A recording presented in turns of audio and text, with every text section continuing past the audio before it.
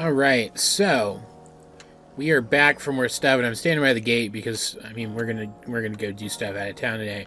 But things have changed a little bit. I went and I got some more requests, and there are a couple that I almost recorded, but like in the end they are mostly just the same kind of stuff. Going and getting Pokemon for people or gathering ingredients. But I'm down to like 4 requests total left out of the ones I have that I had gotten and the ones I've gotten off screen. Here's all my completed ones. Like I feel like I'm still missing a lot, but like I've done a lot too. I've done a ton of stuff. I completely forgot to do this one. I might still do this with you guys. I'm not sure yet because it seems like it might have lore. There's so much lore in these games. There's like so much lore in these games that like people are disagreeing on what the lore means, and that's rare for a Pokemon game these days. But I might still show this one to you guys, and this one looks kind of interesting. I don't really care about these, but these seem interesting, so I might still do them. But the town's a little different now. Like, there's a Mr. Mime over here that Gate Guy would sometimes use to help seal the gate. He would sometimes help Gate Guy seal the gate. Now he just works here now. And like this Pickle Lady over here has a Graveler that evolved from a Geodude that I gave her. There's a dude with an Umbreon because he and his Eevee became such good friends because of me. It just in general, it's a lot like that Chimecho quest that we did.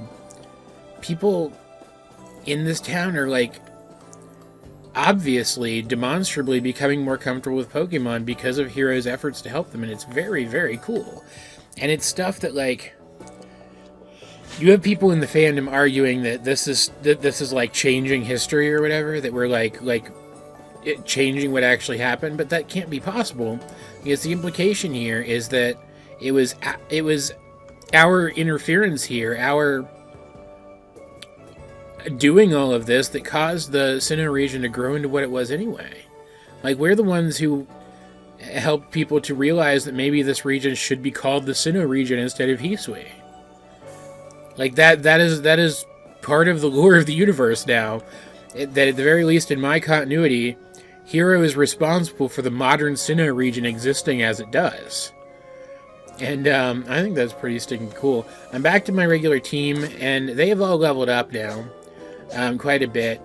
I've been training with Ingo, which has been very fruitful, and that makes sense because he's like the only real Pokemon trainer in this game aside from me. He's very strong. Like even at as high level as my guys are now, I tend to get a level on at least a couple guys every 2 or 3 battles at most. And they're pretty quick as long as you play a type. It's pretty nice. Yeah, I mean, there's other requests I could get out in the various regions, but I've done requests out in the regions, I've done requests here, and my Pokemon are creeping towards level 100. I have more crafting recipes now. I sold most of the stuff I had in my item storage to buy rare candies, and then got a bunch of it back from doing stuff. I'll show you this real quick too.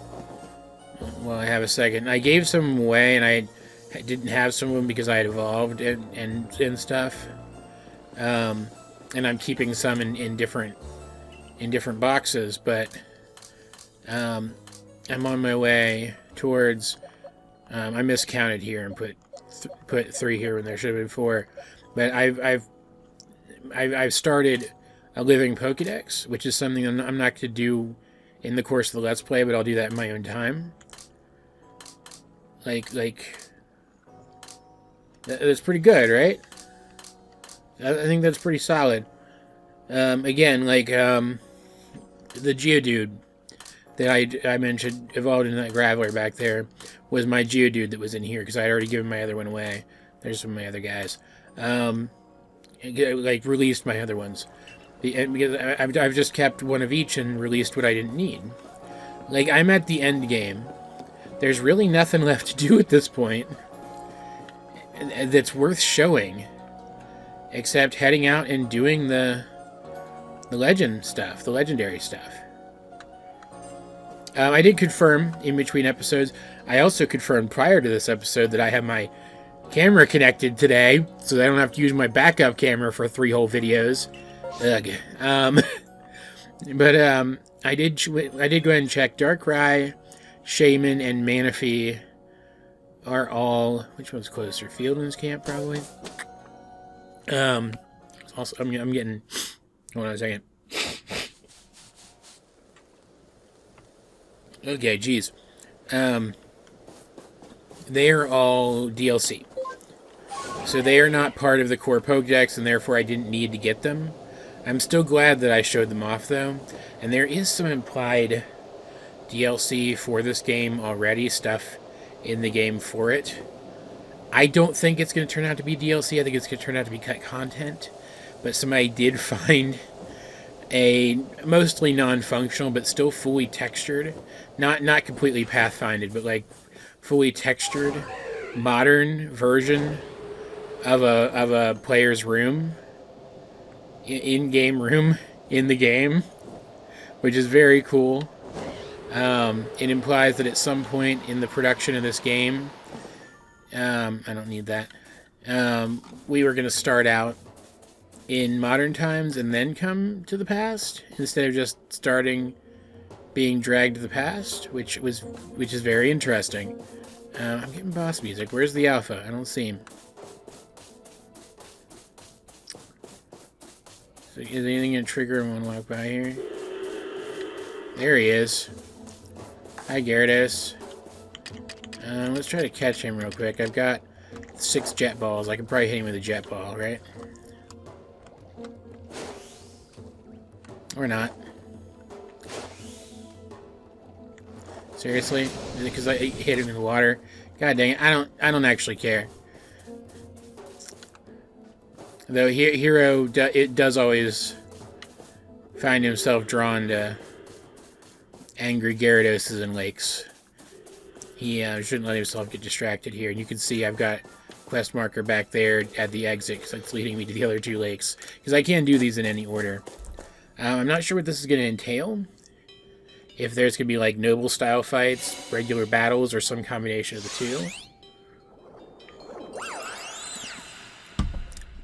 Hey, old friend. But, yeah, like, there's also some implications that, I should have started with Kurt. I've been training Daisy a lot, just for funsies. So it's kind of second nature to start with her these days.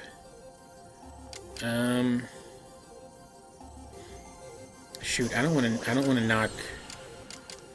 knock him out. Let's switch to something that he'll resist, because my guys are really high level. I should have done this before my guys got to be this high level. Oops. I don't know exactly what this is going to entail. It seems like these are just treated like standard hostile Pokemon encounters. Maybe all of these will be. Oh, that's not fair. You know what? Just screw you then. Okay. That was a very powerful stab move, and it didn't knock it out. I think I probably would have been fine keeping Daisy out. Okay. Let's I hate that it has recover. I absolutely detest that. But that's always been true of any legendary in any Pokemon game. We got it, though. I get the feeling, though. I'm gonna say that in terms of Hero's story, Mesprit is perhaps maybe a little disappointed that he made it so easy for Hero, and that's why... Isn't it Mesprit that becomes a roaming Pokemon? Made it a little more difficult for him in the present later. But from Mesprit's perspective, obviously, right?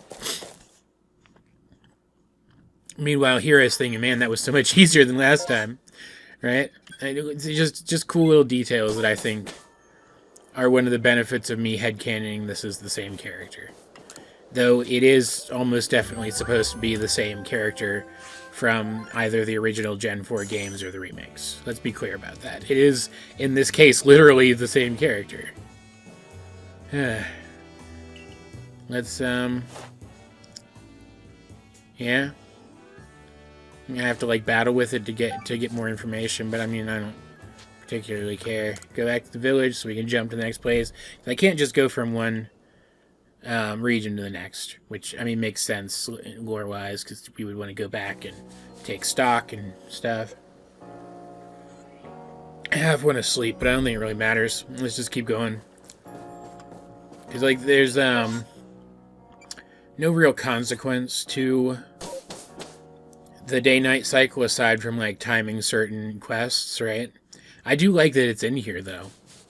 I think it really adds to the realism of the game.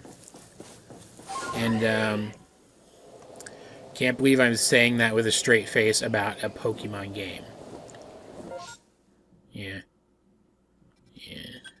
I'm probably just gonna warp here, right? Now we still need to check out the Pearl Settlement too. That's the thing that we will definitely do before the Let's Play is over. There will be like at least one more episode of just wrapping up stuff, and then I already have an idea for something I want to do as an epilogue to Hero's specific story in this game, because one of the things that people are debating regarding the lore is, does your character go back to the present when all this is done? Like, is that what is going to be the official stance of Nintendo on that matter? Because, like, I guess there's, like, no cutscene for the character going back to the present after everything's said and done. You just stay here, but that might be because there's story DLC coming, right? But I'm definitely going to headcanon that Hero does get to go back to the present. That he helps get all these guys situated, leaves them with a strong example, and then Arceus takes him home. And I already have an idea for something I want to show that Hero does because of his experiences here that he didn't originally ever do. And that's really cool. It's something that I never planned because I didn't know the story of this one going in. It works really well. Okay. I really should save before these. Ow.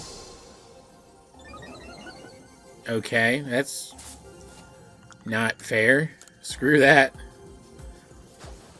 Can't believe I have over 150 Ultra Balls in this game. Okay, that was easy. In this game where you have to craft stuff. I mean, you could buy them too, but like, I've primarily been crafting them. I have been buying crafting supplies though, so I guess that kind of explains it. You get my point though. There came a point in this game where I'm gonna save because I keep forgetting. There came a point in this game where resources stopped feeling scarce, and that's another thing. Like, you can get through this game by doing. Were there any requests that were mandatory? I don't remember, but even if there weren't many, right? Just warp back. That is the wrong button. And you can get through this game without doing them. It's just the town won't grow as much, and it won't change as much, and you won't have as many items available at the shops. Like, I cannot stress enough, the general store, the stuff that is available at the general store, is dependent on you doing some, essentially, fetch quests. You gather some supplies for a dude, and it's really just there to kind of inspire you to go to different parts of the maps that maybe you wouldn't have otherwise. But like, they're quick, they're easy, but there's still a bit of substance to them. I mean, there's a little bit of lore and a little bit of character stuff baked into them, right? It's not like they're pointless aside from just giving you stuff, but that's what unlocks the store getting like Ultra Balls and Max Revives and stuff. You can still make them because you still eventually reach that point in the story of the game when you are given the ability to craft them. If you do that fast enough, you can buy them before that, if I'm not mistaken, which is certainly helpful.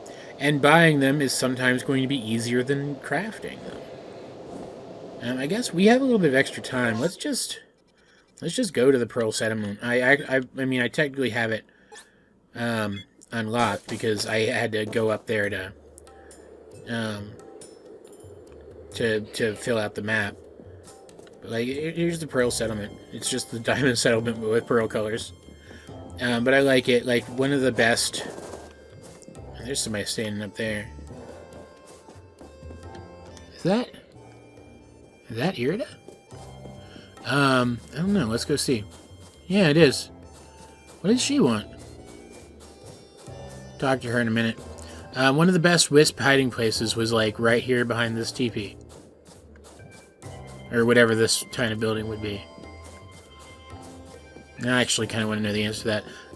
If I'm not mistaken, they have the same thing here. I've been meaning to talk to you guys about this. Yeah. You can see this guy over here, based on his clothing, is implied to be the founder of the Pearl Clan. There's another... I'll show you the Diamond Clan at some point, so I can, and then go into more detail about this then, but the Diamond Clan founder and the Pearl Clan founder feel reminiscent of Maxie and Archie.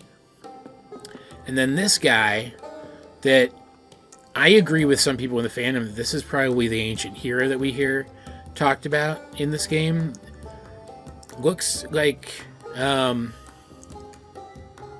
god, what's his name? The Unova guy that was champion prior to Iris. Oh god.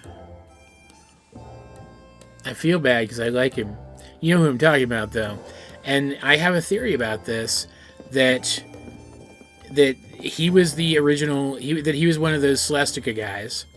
And so it was like his followers branched out and became the Diamond Clan and the Pearl Clan. And then eventually, when shit went down here, they moved on, and he, or his family, his descendants, went to Unova, and their descendants went to Hoenn. And that's how we got Alder. His name was Alder. Alder, and how we got Maxie and Archie in the present day. Actually, that's basically the whole theory. But, like, isn't that cool? Isn't that a cool little detail? And it fits more into that connection between the Diamond Clan and the Pearl Clan, because, again, both clans have that same picture of the Alder-looking guy in their huts on the same wall where they keep pictures of their clan founder. Let's talk to her real quick, then we'll go get the last. Like, hey girl. Hey, hello, hero. I was just about to go find you and tell you about this precious, incredibly precious thing I found. Are you curious, tantalized? If you say so. Oh, come on, it's a treasure. If you don't take it, now those bandit sisters might get it first. Yeah, I beat the Candace-looking one and got like 4 nuggets from it. It was pretty cool. Anyway, before I show you, can you guess what I want to do? I imagine my head went somewhere else first because I'm a dirty old man. But you probably want to battle. And I'm up for it. Yes, exactly. I'm going to be able to achieve feats like yours, like what you did atop Mount Coronet. Good luck with that. Now, give me one moment. I need to center myself. Alright.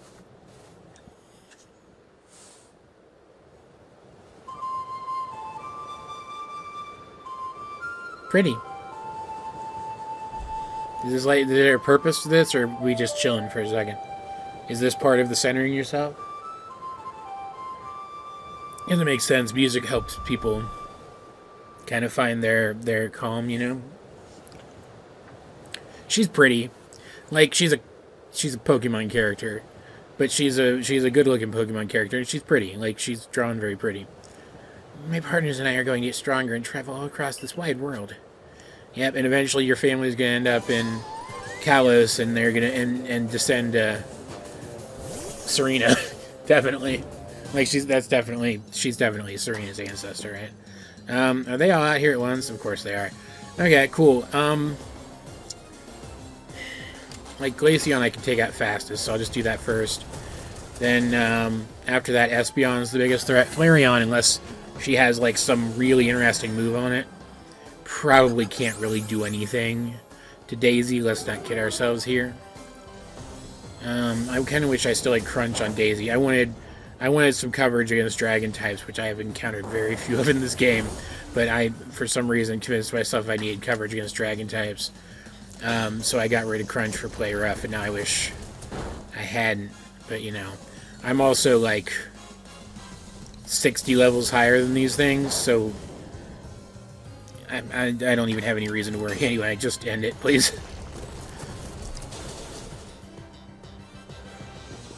We done? You satisfied? Can I have whatever this thing is now? So I can go catch another legendary Pokemon? I've already caught 2 today. I'd like to make it a 3-fer.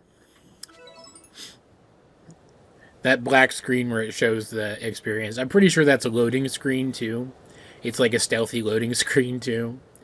Because sometimes it takes way longer than it probably should to load. I wonder, Hero, are there people even stronger than you out in the world with Pokemon stronger than yours? No. No, there are not.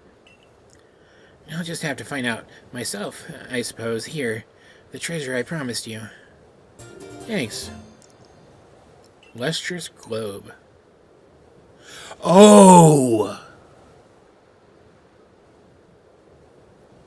Of course there would be an origin form for...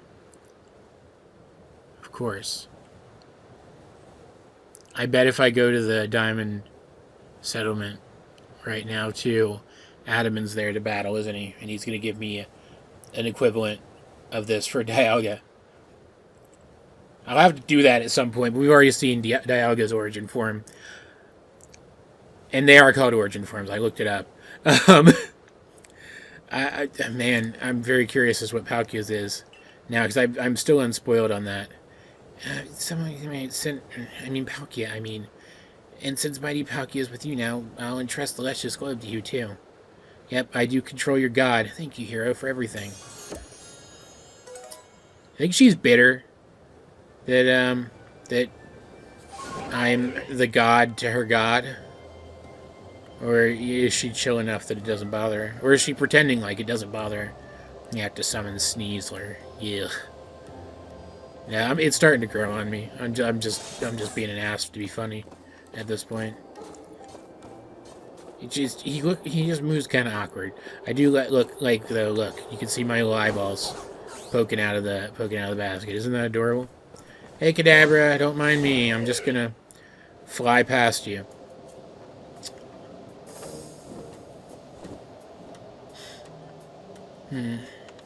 Not the best looking game, but it has a lot of personality. It feels more detailed than it is, which is good. It doesn't have the exact same feel as an older style Pokemon game, because the older style Pokemon games, being kind of low res and it being unclear specifically what details you were looking at, what they were supposed to represent, your brain filled in a lot of the gaps between the details of the environments and the creatures and the characters, and the music feeling a little incomplete, being that Game Boy music. There was a strong mystery vibe to old Pokemon games. But man, these are the first Pokemon games in a while where I felt like they did a good job of creating an environment that feels more real than it looks, if that makes sense. And like, regardless of what you think of the graphics in this game, that's what we should be going for. Not realism in graphics. Not even specifically detailing graphics, but that vibe. And this game, at least for me, has that vibe in spades, and I could not be happier. Last one. And assuming it goes even half as fast as the other ones, this episode will actually go kind of short, unfortunately. He's the defensive one, right? I don't remember. I don't want to risk it. I was going to use Flare Blitz. Okay. Ooh, okay, that was a crit. A crit with Flare Blitz might have knocked him out. Thankfully, I saved. So, that wouldn't have been the end of the world, but I'm just going to try it here. This is, about where the second guy was. Who did I get second? I got Mesprit first. So, is Elf, right? Yeah. This one's... Uxie's making it a little more difficult for me, I guess. I can probably get off, maybe even another Rock Slide without the crit. I'm not sure what the crit multiplier is in this game. There we go. Doesn't matter. Got it anyway. Ow. Cool. And there it is, the Draco Plate. Why the Draco Plate from them? But whatever. That's another thing. We could fill out the episode with this. This is something I've been meaning to do. And something that I haven't even done myself in my own time yet. And 300 plates left for me to find. Okay, there's definitely more legendaries than that, so I wonder what that means. So let's go over here. Let's organize these again to put that plate and put the Lustrous Globe where it's supposed to go. Now let's come down here and let's read through these real quick. Old verse 1. Once there were two, and one looked upon time's steady pace, and one looked upon the expanse of space. And the two set out, the fullness of future did they seek, the world's far end would they greet. Two different paths, each walking alone, a path their own, though they walk with Almighty Sinnoh. So that's the two founders we've seen. We were just looking at one of them in the Pearl that picture at the Pearl Settlement, and then the picture of the Diamond Settlement is the other one. So yeah, set out on their own paths, but that implies they started at the same place. O you who at the world's far off end dwell. And also, I want to point out before I continue, because it just popped in my head, because I was thinking about other stuff at the time. It makes sense that Irida would be the one who wanted to branch out, so to speak, because her thing was space, right? O you who at the end of the world, far off end dwell, I know your wish is my wish as well. My own beloved is now gone from me, departed to a place I cannot reach. My old companions have left me behind, their faces faded in the days gone by. Still to my breast I clutch this hopeless dream, a futile wish for us once more to meet. Oh, you who at the world's far off end dwell, I know your wish, it is my wish as well. When hours are cold and endless winter days, warmed only by memories locked away. Interesting. So some of these aren't all necessarily lore stuff, like specific, like expository histories or whatever. Some of them are just like actual poems, and that's cool. I mean, you could. I need to go look up now if people have derived any meaning from these. No claws, nor fangs, nor strength to claim. No man could hope to hold his own to mighty Pokémon. But bolts of light rained down one day. 10 times they fell, 10 times struck true upon 10 Pokémon. That sounds like the frenzy, except it happened to all 10 of the nobles instead of just half. Then to weak men did these 10 turn his strength to be, and all were blessed by loyal Pokémon. Were not these bolts a gift to man? Were they not your almighty grace, great Sinnoh, Paragon? So we had, again, this happened once before. I need to use this too on Shaman. This happened once before to all 10 of the nobles. That's probably when, because it mentioned loyal Pokemon, and we know that the ancestors of the 10 nobles were loyal to the great hero. That's probably what he's a great hero for, is quelling those nobles and earning their loyalty. So, even then, people thought it might have been a test from God. Interesting. 10 Pokemon, the ancient hero's loyal retinue. Though these companions now are gone, their noble duty passes on to generations new. The people thank the 10 descendants for their generous toil by lining vessels built to last with water clear and choice repast before the arena's soil. So that's talking about the creation of the proliferation of the nobles' lines. Basically the creation of the warden system. Long and longer yet ago, Celestica was here. That's that ancient civilization, but folk and town alike both did disappear. Okay, but by theory then, that their remnants became the Diamond Clan and Pearl Clan. Maybe that's not true though. In time came new folk sailing across the sea, called by their love for Sinnoh, great and almighty. But different were the Sinnoh that each folk did hold dear, and bitter strife and angry war were always at the near. Celestica they called themselves, the name not theirs to take, yet claim it for the past they did, for tragic quarrel's sake. So once again did our name live, though all our people gone, but even if the name endures, its heart does not live on. Makes me wonder, though, how would they know about Almighty Sinnoh if they weren't originally from here? And we did hear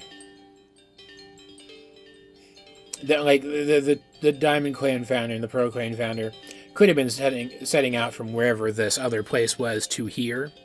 And it makes me wonder, did the Celestica people leave here, up and leave here, go somewhere else, and then generations later some of their descendants returned with only bits and pieces of their knowledge left, and became the Diamond Clan and the Pearl Clan without fully understanding what it was that they sought, and that's why the heart does not live on. I don't know. Are these not in order? Or are they not, like, all here? Did I not get all these yet? I thought for sure I had all these. Now, if not, it looks like 7, 9, 10, 11...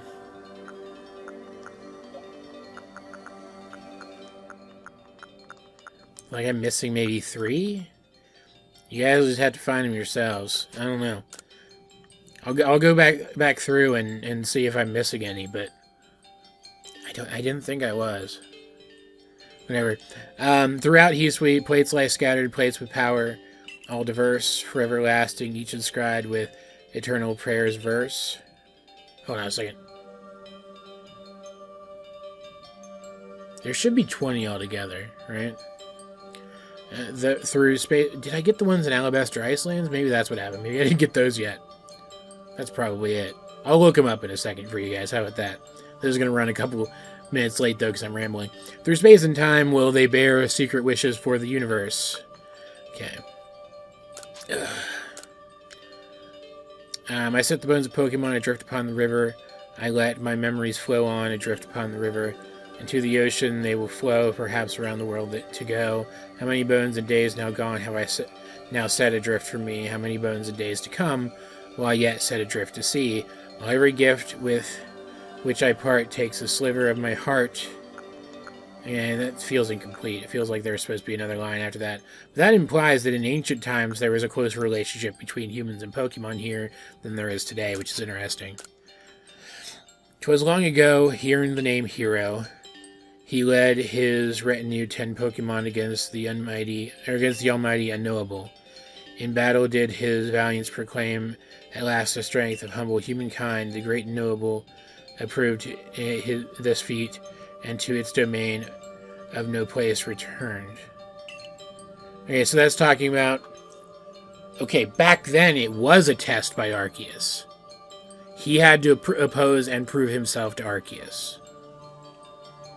So maybe the Bold Select back then didn't frenzy the nobles, maybe it chose them. And then he had to go around earning their trust and take them into battle and prove himself with them at his side against Arceus. Interesting. Let our wishes reach heaven's crown. The people together vowed, so they and their Pokemon bore stone to the peak of the heaven's mount. People carved the gathered stones in the shape of Pokemon, the 10 Pokemon that Sinnoh shone its almighty light upon. Yeah, and that's more of that story. That's those 10 statues at the Temple of Sinnoh. Sootfoot humble root, harvest it and peel it. Boiled, baked, or steamed will do, just let nobody steal it. Mash the root that need the mash, then once more heat it over. Grill it only till it browns. Use ember, not flamethrower. It's cute. Now hearken well and listen closely. The wise adore potato mochi. A day spent eating all in reach. Is no day wasted if you ask me. I was wondering if they were making mochi there. If that's what that was describing. The felines rush by underhoof as Weirder carries me astride. Companions of mine run with us, and Pokemon dash alongside. We come to stand where wind is swept and old days play before my eyes. Memories come running through, linking this place to times gone by. Time and space here bend together and enfold my heart as I remember. Is that one written from the perspective of the hero? Interesting. The flow of time never stops. The past, future, and present. Space is ever expanding dimensions. Our spirit to our space. Heaven's crown. Nearest to Almighty Sinnoh, power of Almighty Sinnoh, gather a stone at Heaven's Mount, Stone, let your power flow, distort and bend the world around you. That's more a discussion of the creation of the temple. Once there was a god of field, and once there was a god of spring. Upon Hisui's winds it wheeled, brought life to every growing thing. Where go you when you are not here? Asked I one day, the god of spring. No answer would it give me clear, but still did I have an inkling. There is no great dark truth untold, it simply does not like the cold. Is that shaman, maybe, that they're talking about there? Offer only friendship to those around you. Angering, in turn, confounds you. Sorrowing, will in woe drown you. A land once riven cannot become new. Let only peace and amity surround you. When first this land was formed, man and Mon lived happily, sharing all that they could see. By kind acts born and warned, one Pokemon then proposed they should always ready be to help the humans should they need, and let their presence be disclosed. And that is why to this day not all Pokemon do flee, when a human they do see. They leap out where tall grass sway.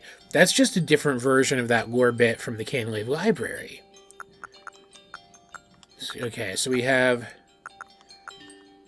Yeah, we only have 16 of these. I am missing 4. Let me look those up real quick. It looks like we're missing... 2, 3... We're missing 6, 7, 12, and 20. Alright, 6 reads, when that Pokemon was born, intelligence bloomed among us, enriching all our morrows. When that Pokemon was born, emotions bloomed among us, giving us joy and sorrows. When that Pokemon was born, willpower bloomed among us to act and not to wallow. Okay. And these are from the Alabaster Icelands. I'm on Cerebi. So I just haven't gone there yet and forgot. That's talking about the Lake Trio, obviously. This one is found at Lake Acuity, and it looks like it's talking about the lake. Oh, lake in alabaster, lands of ice, lake brimming o'er with rich acuity. Yeah. How many seek the Pokemon that shows itself there, out to answer its words true and earn its boon through ingenuity, because it's the intelligence one. But should they fail to understand its words and let its questions meet with no reply, their minds will be wiped clean of memory. A lake in alabaster, lands of ice, depth, where rich acuity goes to sink. Okay, that sounds harsh. This is number 12, which I can't remember if that's one of the ones I needed, but it's from Alabaster Iceland, so I'm assuming it is. Wintry, austere, brimming with strange power, certainly the land of Hisui bears some resemblance to Sinjoh. Sinjoh specifically, not Sinnoh. Here, where ancient Sinnoh people were born, I will spend an eternity until the one with the mission appears. So that maybe the Sinjoh were descendants of these people. Interesting. There's a lot here. I'm going to have to really break this down. And then number 20... Once it shone upon us all with all the warmth of welcome sun, but now we weep, and to grief we fall, starved of light, now it is gone. And some they go, despair with all, in search of it they reel and run, they quit their hearths, abandon hall, and leave our lands to be undone. And when they're gone, beyond recall, this land will be a home to none. This land will only ever be a home to Pokemon. So this is talking about the Celestica people did in fact leave the region. That's what that's talking about. They quit Hearth's abandoned hall and left their lands to be undone. Yeah. Okay, there's a lot there. That's good. It's good stuff. The old verses, good stuff. Very, very excited about that.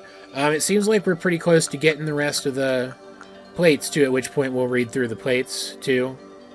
Or at the very least, I'll click on each of them and show which text goes with which plate, since that is 100% definitive now.